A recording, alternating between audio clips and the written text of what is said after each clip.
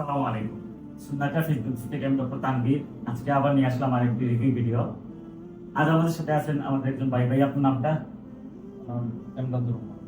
তো এমদাদুর রহমান ভাই গত 5 মাস আগে আগস্ট মাসের দিকে আমাদের কাছে আসছিলেন।